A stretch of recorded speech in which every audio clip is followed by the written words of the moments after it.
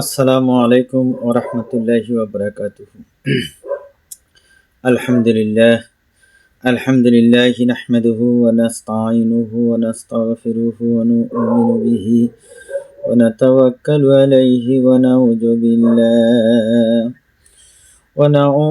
বিল্লাহি মিন শুরুরি আনফুসিনা ওয়া মিন সাইয়্যাতি আমালিনা।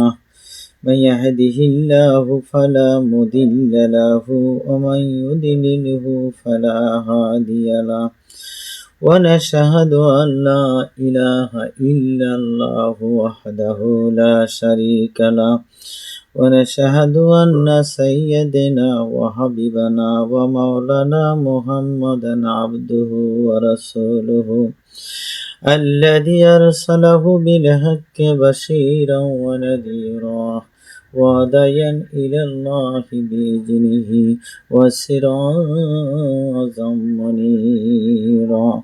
فقد قال الله تعالى في كلامه المجيد وفرقانه الحميد: أعوذ بالله من الشيطان الرجيم. بسم الله الرحمن الرحيم. كنتم خير أمة أخرجت للناس تأمرون بالمعروف وتنهون عن المنكر وتؤمنون بالله. إن الله وملائكته يصلون على النبي يا أيها الذين آمنوا صلوا عليه وسلموا تسليما. صلى الله على محمد صلى الله عليه وسلم. নাহমাদুহু ওয়া নুসাল্লি আলা রাসূলিল কারীম। আমার বন্ধুগণ, সূরা আলে ইমরান আয়াত নম্বর 110 আল্লাহ রাব্বুল আলামিন কোরআনে কারিমে বলেন, কুনতুম খায়রা উম্মাতিন উখরিজাত লিন-নাসি তা'মুরুনা বিল মা'রুফি ওয়া তানহাউনা আনিল মুনকারি ওয়া তু'মিনুনা বিল্লাহি। আল্লাহ রাব্বুল আলামিন কোরআনে কারিমে বলেন, তোমরাই হলে উত্তম জাতি, মানুষের কল্যাণের জন্যই তোমাদের সৃষ্টি। তোমরা মানুষকে সৎ কাজের আদেশ দান করবে আর অন্যায় কাজের বাধা দিবে এবং আমার প্রতি ঈমান আনবে। তাহা না করে মানুষের শেখাত, গীবত, হিংসা, রিয়া, অপবাদ, অহংকারী, হাসাদ, চগলখড়ি এইসব করে লাভ কি? ইব্রাহিম বিন আহমদ কে জিজ্ঞাসা করা হলো, হুজুর, আমরা দোয়া করি কবুল হয় না কেন? কেন কবুল হয় না? তিনি বললেন, আল্লাহর নিয়ামত ভোগ করো, শুকর নাই অন্তরে, কোরআন শরীফ পড়ো, সেই অনুযায়ী আমল করো না, হুজুর সাল্লাল্লাহু আলাইহি সাল্লামের ভালোবাসার দাবি করো আর তার সুন্নত আদায় করো না। মৃত্যু থেকে বাঁচার পথ নাই, তা ভালো করেই জানো, অথচ আযাব হইতে বাঁচার তাড়না নাই। সকালে ঘুম হইতে উঠিয়াই মানুষের গীবত দোষগুলো খুঁজিয়া বেড়াও, অথচ নিজের দোষ সম্পর্কে থাকো বেখিয়াল। এরপর কি করে দোয়া কবুল হবে? এই কথা তখন বললেন আমার ভাইরা, আমার বন্ধুগণ, ও আমার ভাইরা, একদল লোক হাসরের মাঠে আনন্দ উল্লাসে বলবে, আল্লাহ, এত ভালো আমল তো আমি কোনোদিনই করি নাই। এতগুলি নেক আমল আমার আমল নামায় জমা হলো কি করে? উত্তরে আসবে, দুনিয়াতে যাহারা তোমার দোষ গাহিয়া বেড়াইয়াছে, তাদের নেক আমলগুলি আসিয়া তোমার আমলের সাথে যোগ হইয়া গেছে। জোরে জোরে বলেন না সুবহানাল্লাহ। আর একদল লোক রোদন করে কাঁদবে, আর বলবে, আল্লাহ দুনিয়াতে আমি অনেক নেক আমল তো করিয়েছিলাম, এখন আমার আমল নামায় কোনো নেক আমল দেখি না কেন? উত্তরে আসবে, দুনিয়াতে তুমি মানুষের দোষ গাহিয়া বেড়াইয়াছো, গীবত করেছো, এখন তোমার নেক আমলগুলি গিয়া তাদের আমল নামায় গিয়া যোগ হয়ে গেছে। সুবহানাল্লাহ। আমার নবী সাল্লাল্লাহু আলাইহি ওয়াসাল্লাম ডেকে বলেন, হে আমার উম্মতেরা, প্রকৃত গরিব ওই ব্যক্তি যে অনেক নেক আমল নিয়ে হাসরে মাঠে হাজির হবে, কিন্তু হকদার আল্লাহর দরবারে অভিযোগ করে যে করবে, এই লোক আমাকে অর্থ ঠকাইয়া খাইছে, কেহ বলবে আমাকে গালি দিয়াছে, কেহ বলবে আমার গীবত গাইয়াছে, কেহ বলবে আমার বদনাম গাইয়াছে, কেহ বলবে আমার বিরুদ্ধে মিথ্যা সাক্ষী দিয়াছে। আল্লাহ পাক তখন সকলের মধ্যে তার নেক আমলগুলো বন্টন করে দিবেন। সকলের বদামলের বোঝা তার উপর চাপিয়া দিবে, সকলে তার নেক আমল নিয়ে হাসতে হাসতে তার পাশ দিয়ে কেটে চলে যাবে জান্নাতে। আর যে সকলের বদামলের বোঝা মাথায় নিয়ে হা করে তাকিয়ে থাকবে, ফেরেশতারা তাকে টেনে টেনে নিয়ে যাবে, আহারে জাহান্নামের ভিতরে তাকে ফেলে দিবে। হাইরে, দুনিয়াতে কেউ বিপদে পড়লে তার বন্ধু বান্ধবের আত্মীয় স্বজনেরা ছুটে আসে আর তাদেরকে সাহায্য করে। ওই কঠিন দিনে হাসরের ময়দানে কেউ এগিয়ে আসবে না, পিতামাতা সন্তানকে দেখে আর সন্তান পিতামাতাকে দেখে ভাগিয়া যাবে, স্বামী স্ত্রীকে দেখে ভাগিয়া যাবে, স্ত্রী স্বামীকে দেখিয়া ভাগিয়া যাবে, প্রত্যেকে নিজের চিন্তায় ব্যস্ত থাকবে, ওই দিন নিজের চিন্তায় ব্যস্ত থাকবে, যার যার চিন্তা সেই করবে। রোজ কিয়ামতের দিন হাসরের ময়দানে কারো কেউ খবর নেবে না। সবাই যার যার মতো সে ইয়া নফসি করবে। আল্লাহ পাকের দরবারে বলবে, আল্লাহ বাঁচাও, আল্লাহ বাঁচাও, আল্লাহ। আমার বন্ধুগণ, জয়নাল আবেদিন রাদিয়াল্লাহু তাআলা আনহু বলেন, গীবতকারী হচ্ছে মানুষরূপী একটা কুকুর। কুকুরের স্বভাবই হচ্ছে মরা লাশ নিয়ে টানাটানি করা, কামড়াকামড়ি করা। গীবতকারী মানুষের ইজ্জত নিয়ে ছিনিমিনি খেলে তারা। কবরে 3 ভাগের 1 ভাগ আযাবই হবে গীবতকারীর শাস্তি। সুবহানাল্লাহ। জাহান্নামে গীবতকারীদের ভীষণ খুজলি হয়ে বিভিন্ন অংশের গোস্ত খসে খসে পড়বে। বলা হবে, দুনিয়াতে তোমার মানুষের গীবত করে বেড়াইয়াছ, দোষ গাহিয়া বেড়াইয়াছ, তাদের অন্তরে ক্ষত বিক্ষত করেছ, তাই আজকে তোমাদের এমন শাস্তি হচ্ছে। আমার নবী সাল্লাল্লাহু আলাইহি সাল্লাম দেখে বলেন, যেখানে গীবত করা দেখো, গীবত করতেছে, দোষ বলতেছে, তখন তুমি তার ভালো দিকগুলি তুলে ধরবা, গীবত বন্ধ করার চেষ্টা করবা, সম্ভব না হলে সেখান জায়গা থেকে তুমি চলে যাবা। কেননা চুপ করে বসে থেকে গীবত শুনলেও সমান পরিমাণ পাপ তার হবে। চুপ করে বসে থেকে গীবত শুনলে তার ওই সমপরিমাণই পাপ হয়ে যাবে। আমার বন্ধুগণ, হুজুর সাল্লাল্লাহু আলাইহি ওয়াসাল্লাম বলেন, গীবত জিনিসে জিনার চেয়েও মারাত্মক জঘন্য পাপ। গীবত হচ্ছে জিনার চেয়েও খারাপ পাপ। কেননা মানুষ জিনা থেকে তওবা করে, কিন্তু গীবত থেকে কোনোদিন তওবা করে না। গীবতকে পাপেই মনে করে না, তাই উহা হইতে বাঁচিয়া থাকারও চিন্তা তারা করে না। ও আমার ভাইরা, ও আমার বোনেরা, হযরত কাব রাদিয়াল্লাহু তাআলা আনহু বলেন, গীবত এমনই জঘন্য অপরাধ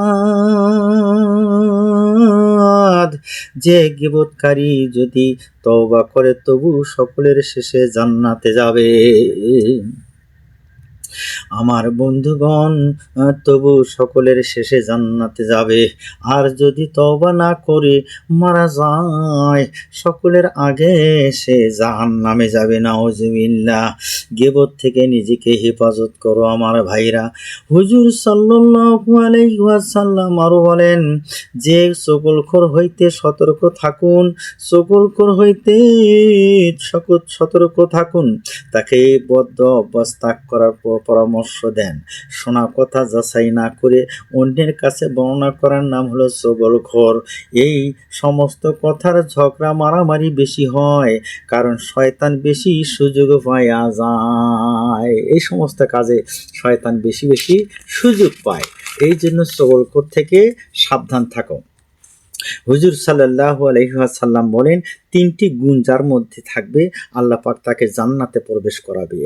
1, যে ব্যক্তি তোমাকে বঞ্চিত করেছে তাকে তুমি দান করবে। 2, যে ব্যক্তি তোমার সাথে সম্পর্ক ছিন্ন করেছে তাকে সম্পর্কের পরিচয় দিবা। 3, যে ব্যক্তি তোমার প্রতি জুলুম করেছে তাকে তুমি ক্ষমা করে দিবা।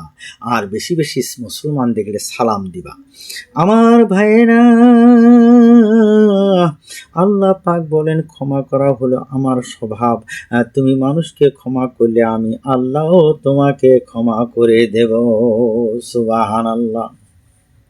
হুজুর সাল্লাল্লাহু আলাইহি ওয়াসাল্লাম আরো বলেন, কোনো ভালো লোক যদি কোনো খারাপ লোকের কাছে টাকা আমানত রাখতে চায় তবে সতর্ক করে গীবত হবে না। এটা সতর্ক করে দিলে গীবত হবে না। যে কোনো কাজ আল্লাহ পাকের সন্তুষ্টি রাজি খুশির জন্য করতে হবে। এমন ও হতে পারে যে সারা জীবন ইবাদত করার পর কোনো একটা বদ আমলের কারণে মৃত্যুর সময় ঈমান নিয়ে যাওয়া কঠিন হয়ে যাবে। বংশ নিয়া বড়াই করা, মানুষকে হেয় করা শয়তানের কাজ।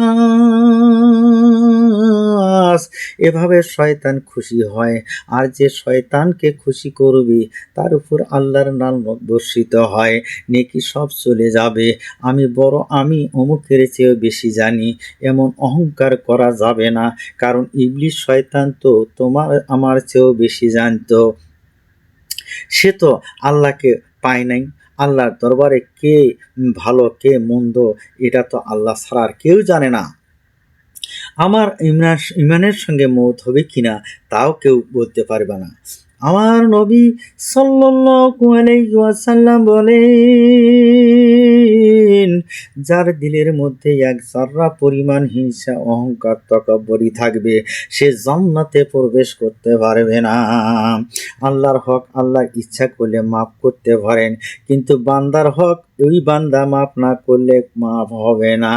বান্দার হক ওই বান্দা মাফ না করা পর্যন্ত মাফ হবে না।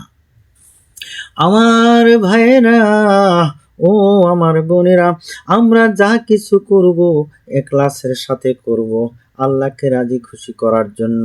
ইখলাসের 3টি অংশ আছে আমার ভাইয়েরা। 1, আল্লাহর সন্তুষ্টি একমাত্র নামাজের উদ্দেশ্যে হওয়া চাই।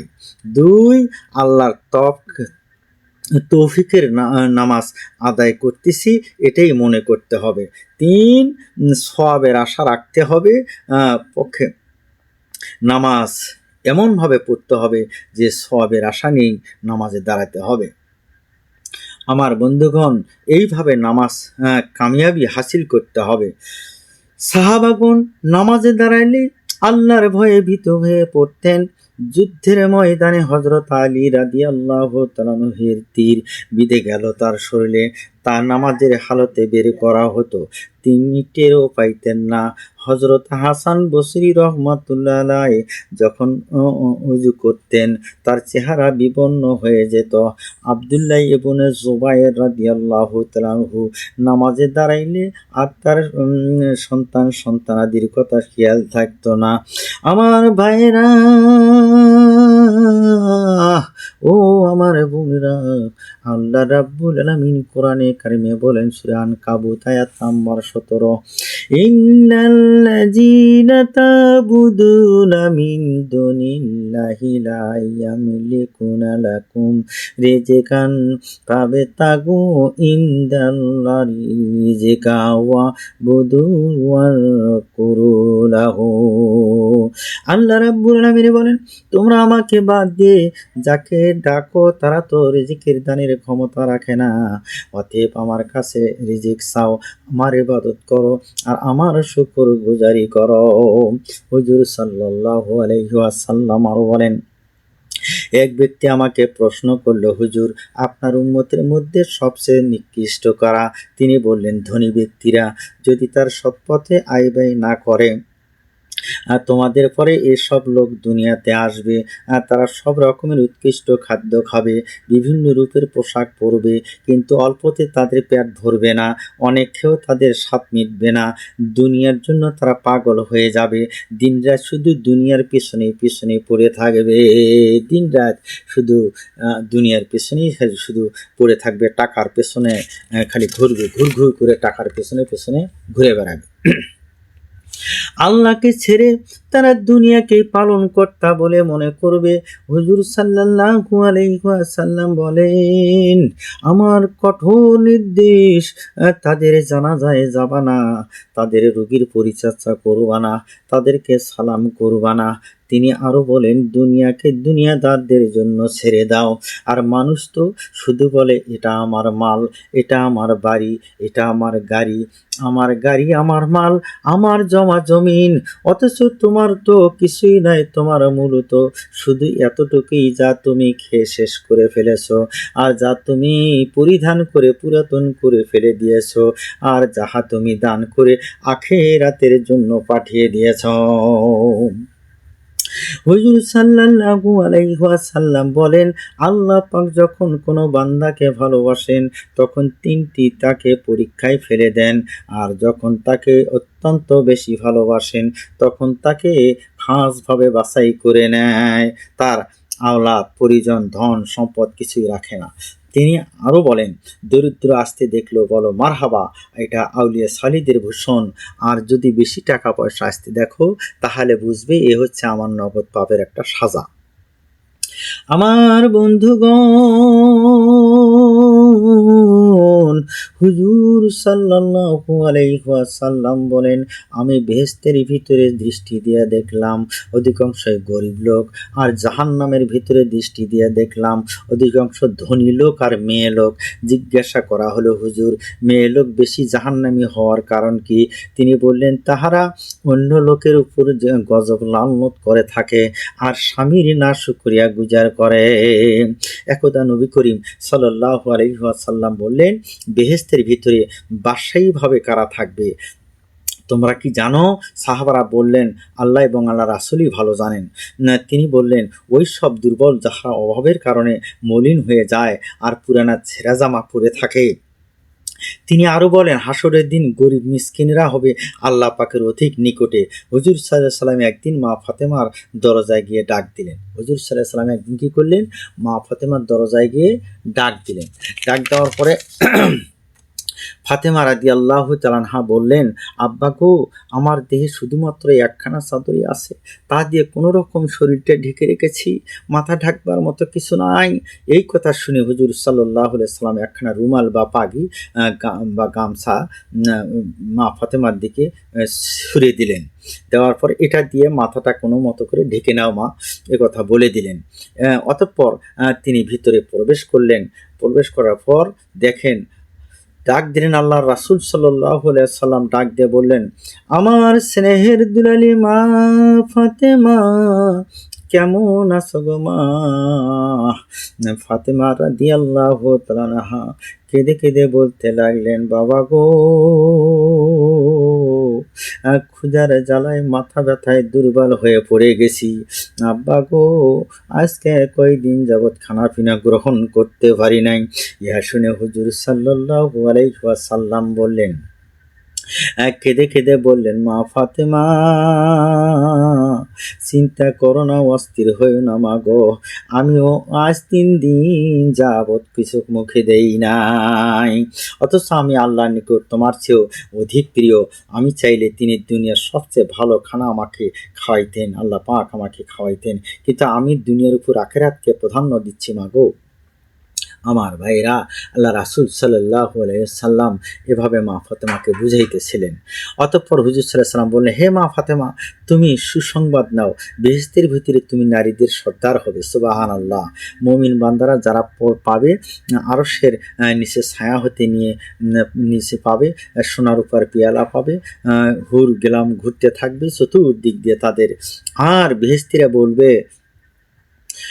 নাহনুল খালিদাতু ফালা নাবিদু ওয়া নাহনু নাইমাতু ফালা নাবআসু ওয়া নাহনু রুজিআহু ফালা নাসখাতু তুবালিন কানাল্লাহ ওয়া কুনাল্লাহু। অর্থাৎ আমার চিরজীবী চিরসঙ্গিনী, আমাদের কোনো ভয় নেই, কোনো ভয় নেই, আমরা চিরসুখী, চির আনন্দময়, চিরমুখের অধিকারী এবং কোনোদিন কোনো দুঃখ লাঞ্ছনা শুনতে হবে না। হুজুর সাল্লাল্লাহু আলাইহি ওয়াসাল্লাম আরো বলেন, বেহেশতীরা বেহেশতে প্রবেশ করার পর আল্লাহ পাক তাদেরকে ডাক দেয়া বলবেন, তোমরা আমার কাছে আর কি চাও? আরো কোনো কিছু চাও নাকি আমার কাছে? হুজুর সাল্লাল্লাহু আলাইহি ওয়াসাল্লাম বলেন, হাদিস শরীফে বলেন, আল্লাহ পাক বেহেশতীদেরকে ডাক দেয়া বলবেন, তোমরা আমার কাছে আরো কিছু চাও কিনা? আমার কাছে কিছু চাও যদি তাহলে বলো। তখন তাহারা বলবে, হে আল্লাহ, আপনি আমাদেরকে বেহেশত দিয়েছ, চেহারা উজ্জ্বল করে দিয়েছ, আমাদের চাওয়ার মতো আর কিছু নাই। তখন আল্লাহ পাক ৭০,০০০ নূরের পর্দা উঠাইয়া তাদের দিকে তাকাইয়া বলবে, আসসালামু আলাইকুম ইয়া আহলাল জান্নাহ। জান্নাতবাসীদেরকে আল্লাহ পাক যখন সালাম দিবেন, সুবহানাল্লাহি বিহামদিহি। হুজুর সাল্লাল্লাহু আলাইহি সাল্লাম বলেন, যখন মানুষ ফকির গরিবদেরকে ঘৃণা করবে, যখন মানুষ ফকির গরিবদেরকে ঘৃণা করবে আর উচ্চ উচ্চ ইমারত তৈরি করবে আর টাকা উপার্জনের জন্য ঝুঁকিপূর্ণ পথ অবলম্বন করবে, তখন আল্লাহ পাক তাদেরকে 4টি বিপদে নিক্ষেপ করেন বিপদের মধ্যে। 1, কালের দুর্ভিক্ষ চাপিয়ে দিবে। 2, রাজার জুলুম অত্যাচার শুরু হবে। 3, শত্রুর অত্যাচার এমনভাবে হবে তা কষ্টকর। 4, কর্মচারীদের খেয়ানত শুরু হয়ে যাবে। যার কাছে আমানত রাখবে সে ধ্বংস করে দিবে। ইবনে আব্বাস রাদিয়াল্লাহু তাআলা বলেন, যে ব্যক্তি কাউকে ধনের জন্য সম্মান করে আর গরিবদেরকে অবহেলা করে সে অভিশপ্ত। হযরত মুআজ রাদিয়াল্লাহু তাআলা বলেন, গরিবদেরকে মহব্বত করা নবীদের স্বভাব। গরিবদেরকে মহব্বত করো, এটা নবীদের স্বভাব। আর গরিবদেরকে যারা ঘৃণা করবা, মুসাফিরকে যারা ঘৃণা করবা, তারা আল্লাহর নিকট ঘৃণিত হয়ে যাবে। হযরত আবু দারদা রাদিয়াল্লাহু তাআলা আনহু বলেন, হে মানুষ, দুনিয়ার ধন দৌলত দেখেইতে তুমি খুশিতে নেচে ওঠো, অথচ দিন রাত্র তোমার মূল্যবান হায়াত জীবন কমে যাইতেছে, ফুরে যাইতেছে। কাঁদতে হয় আল্লাহর কাছে, কাঁদো মানুষের কাছে নয়। আল্লাহ রাব্বুল আলামিন কোরআনে কারিমে বলেন, সূরা নিসা আয়াত নম্বর 147, মা ইয়াফআলুল্লাহু বিআযবিকুম ইন শাকারতুম ওয়া আমানতুম ওয়া কানাল্লাহু শাকিরান আলিমা।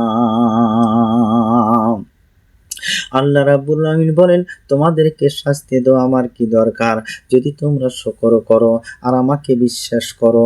শুকরগুজারকারীদেরকে আমি প্রতিদান দেব।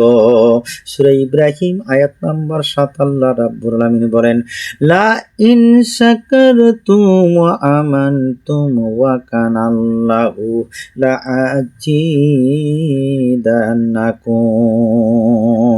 তোমরা যদি শুকর করো তোমাদেরকে আরো বেশি করে দেব। হুজুর সাল্লাল্লাহু আলাইহি সাল্লাম বলেন, যার আক্কেল বুদ্ধি নেই সে দুনিয়ার জন্য জমা করে, সে পাগল হয়ে যায় দুনিয়া নিয়ে। আক্কেল বুদ্ধি যার কম। লোকমান আলাইহিস সালাম এর পুত্রকে বলেছিলেন, বাবা, দুনিয়া এক গভীর সাগর, অসংখ্য মানুষ সেই সাগরে হাবুডুবু খাচ্ছে। আল্লাহুম্মা আমিন।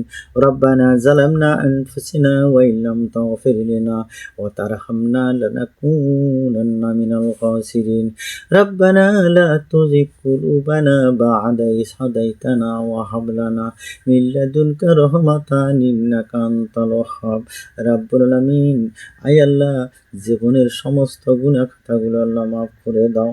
রব্বুল আলামিন, তামাম দুনিয়ার মাটির নিচে যত মুমিন মুমিনাত শুয়ে আছেন, আল্লাহ তাদের আরওয়ার পরে সওয়াব পৌঁছে দাও রাব্বুল আলামিন। আয় আল্লাহ, এতক্ষণ যা কোরআনে কারিম থেকে আলাপ আলোচনা করলাম, আয় আল্লাহ তোমার হাবিবের হাদিস থেকে যা আলাপ আলোচনা করলাম, ভুল ত্রুটি ক্ষমা করে যে সবটুকুন আমাকে দিবেন, সবটুকুন সোনার মদিনায় নবী পাক রওজা মোবারকে পৌঁছে দাও রাব্বুল আলামিন। আসমানি বালা আসমানে উঠালাও, জমিনে বালা জমিনে গারদ করে দাও, হাওয়াই বালা হাওয়ার সঙ্গে মিশে দাও। সমস্ত বালা মুসিবত থেকে আল্লাহ সকলকে হেফাজত করো মাবুদ। তামাম দুনিয়ার মাটির নিচে যত মুমিন মুমিনা শুয়ে আছেন, আল্লাহ তাদের আরওয়ার পরে সওয়াব পৌঁছে দাও। আল্লাহুম্মা সাল্লি আলা মুহাম্মাদ ওয়া আলা আলি মুহাম্মাদিন কামা সাল্লাইতা আলা ইব্রাহিম ওয়া আলা আলি ইব্রাহিম ইন্নাকা হামিদুম মাজিদ। আল্লাহুম্মা বারিক আলা মুহাম্মাদ ওয়া আলা আলি মুহাম্মাদিন কামা বারাকতা আলা ইব্রাহিম ওয়া আলা আলি ইব্রাহিম ইন্নাকা হামিদুম মাজিদ। ربنا آتنا في الدنيا حسنة وفي الآخرة حسنة وقنا عذاب النار. ربنا فاغفر لنا ذنوبنا وكفر عنا سيئاتنا وتوفنا مع الأبرار. رب ارحمهما كما ربياني صغيرا. ربنا تقبل منا إنك أنت السميع العليم وتب علينا إنك أنت التواب الرحيم. سبحان ربك رب العزة عما يصفون وسلام على المرسلين الحمد لله رب العالمين.